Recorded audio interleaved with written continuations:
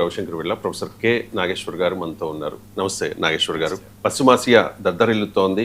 ఇరాన్లో బాలిస్టిక్ క్షిపణి కేంద్రాలపై America and Israel దాడులు చేశాయి. లెబనాన్లో హెజ్బుల్లా స్థావరాలపై కూడా అమెరికా అండ్ ఇజ్రాయెల్ దాడులు చేసిన పరిస్థితి. మరోవైపు ఇరాన్ అయితే యుద్ధాన్ని విస్తరిస్తోంది సార్. అజర్బైజాన్ పైకి తాజాగా డ్రోన్లు ప్రయోగించింది. ఒమన్ పోర్టు పైన కూడా దాడి చేసింది.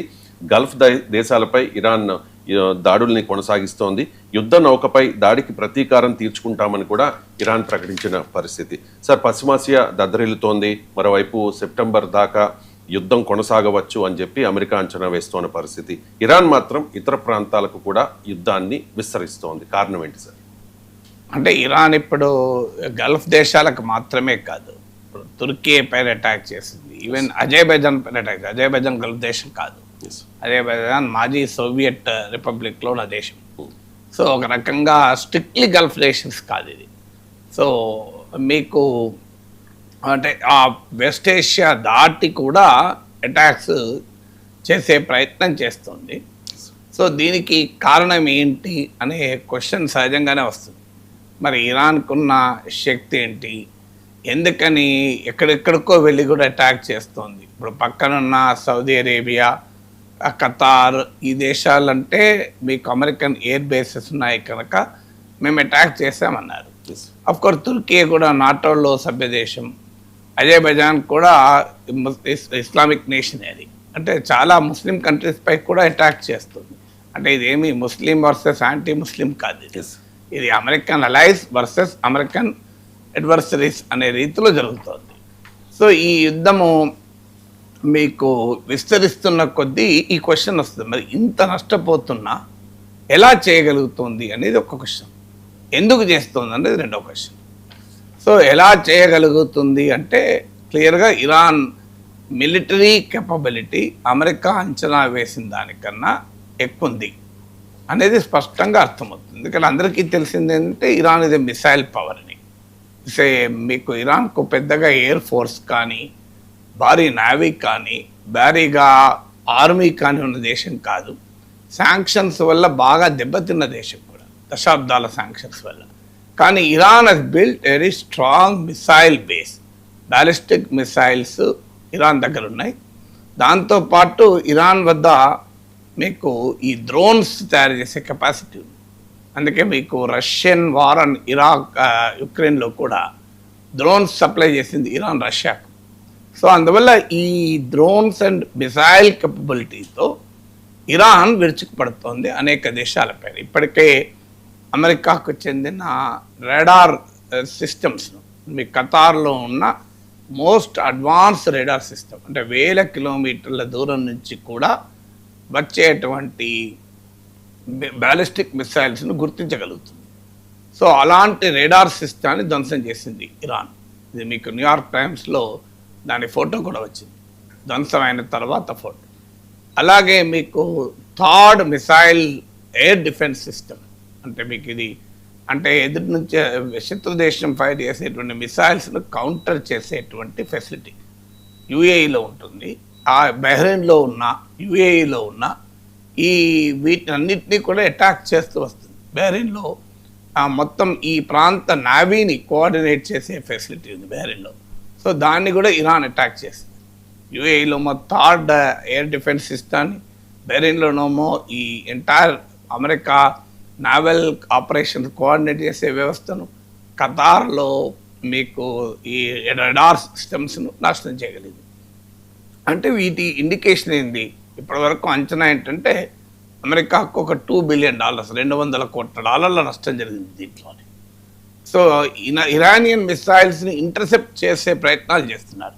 కానీ ఇవాళ పత్రికల్లో కూడా ఇవాళ నేషనల్ మీడియాలో వచ్చింది, ఇంటర్సెప్టర్ల కొరత ఉంది, అందుకే ట్రంప్ ఇది దీర్ఘకాలం పట్టవచ్చు అని వారంటున్నాడు అని.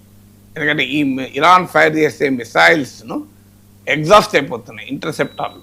సో అందువల్ల ఇరాన్ ఎలా చేయగలుగుతుంది అనే ప్రశ్నకు ఆన్సర్ అమెరికా అంచనాను మించి ఇరాన్ దగ్గర స్ట్రైక్ కెపబిలిటీ ఉంది అని. సో అందువల్ల అక్కడే అమెరికా ట్రంప్ లెక్కలు తప్పాయని.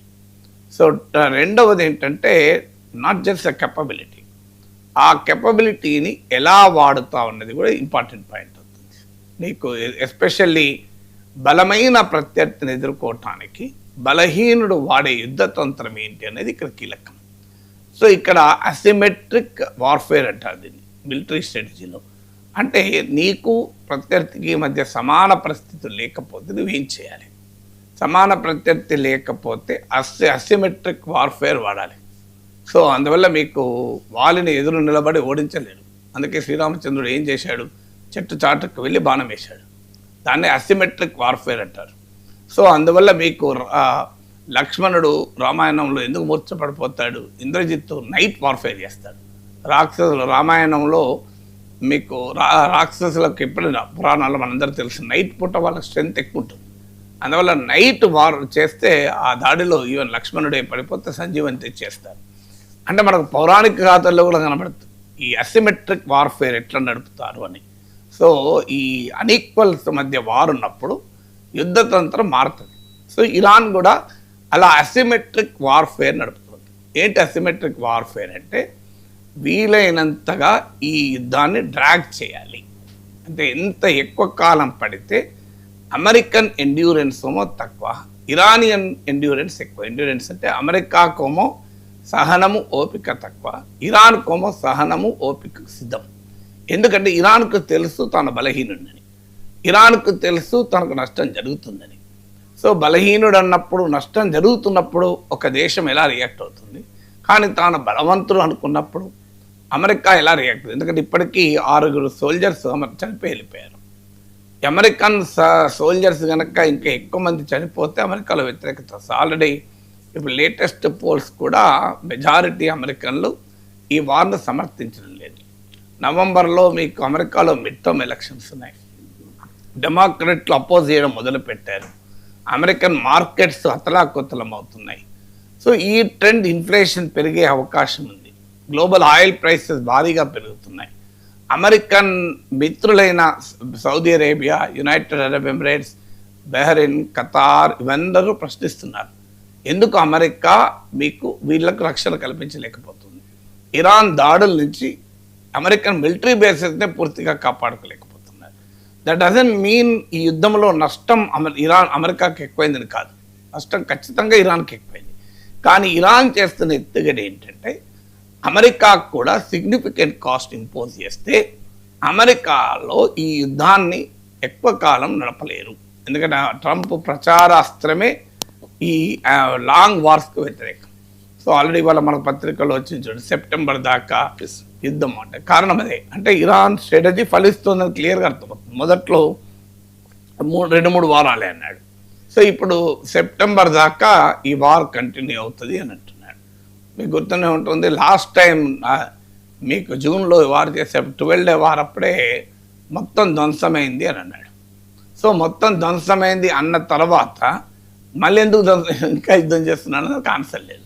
సో అందువల్ల ఇరాన్ ఏంటంటే మొదటిది సిగ్నిఫికెంట్ కాస్ట్ ఇంపోజ్ చేయాలన్నది లక్ష్యం. దాంతోపాటు కొత్త దేశాలను కూడా ఇందులోకి లాక్క రావడం వల్ల అక్కడి నుంచి కూడా ప్రెషర్ పెరిగే అవకాశం ఉంటుంది. దీనికి తోడు స్ట్రెయిట్ ఆఫ్ హార్మూజ్ను మూసేశారు.